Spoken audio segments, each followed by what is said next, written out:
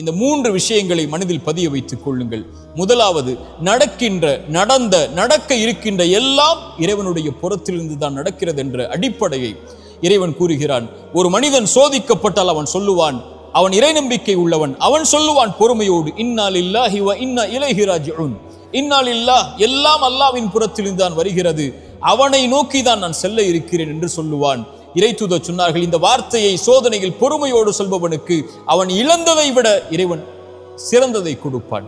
அவன் நம்புகிறான், இறைவன் புறத்திலிருந்து தான் நடந்தது இந்த கடந்த காலத்தில், இறைவன் இதை மாற்றுவான், அவன் எதிர்காலத்தை எனக்கு கொடுத்திருக்கிறான், அதை நோக்கி நான் நகர வேண்டும் என்ற அடிப்படையை புரிந்தவனாக அவன் இந்த உலக வாழ்வில் வாழ்வான், எது இழந்தாலும் என்று இறைத்தூதர் சொன்னார்கள்.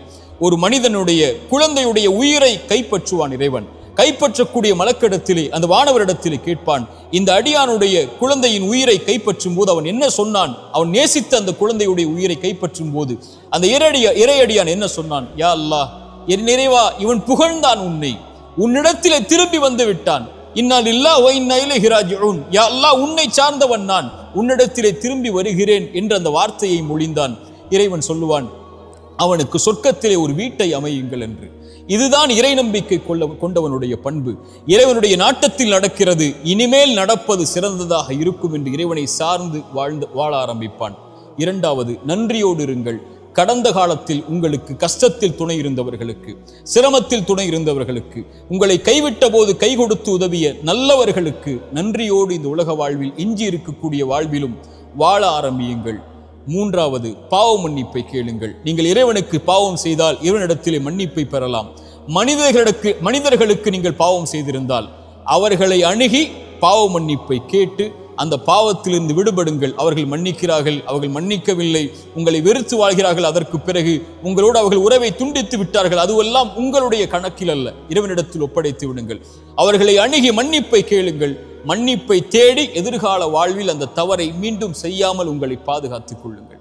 இந்த 3 அடிப்படைகளை கடந்த காலத்தில் இருந்து எழுந்து வரும்போது நிம்மதியோடு எதிர்காலத்தை கழிப்பதற்காக பாடமாக பெற்று கழியுங்கள்.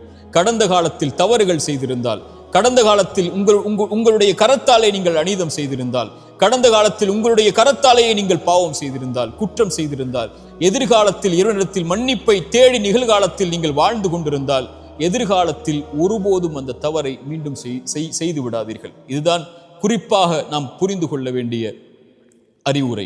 கடைசியாக, இந்த உலகத்தில் எது உங்களை விட்டு நீங்கி இருந்தாலும், இந்த உலகத்தில் யார் உங்களை விட்டு நீங்கி இருந்தாலும், இந்த உலகத்தில் எது உங்களை புறக்கணித்து விட்டாலும், இறைவன் உங்களை ஒருபோதும் புறக்கணிப்பதில்லை.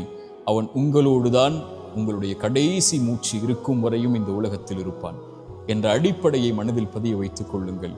கவலைகள் நீங்கும். அகூலு கௌலி ஹாதா, அஸ்தகுஃபிருல்லாஹ் லி வ லக்கும். அஸ்ஸலாமு அலைக்கும் வரஹ்மத்துல்லாஹ்.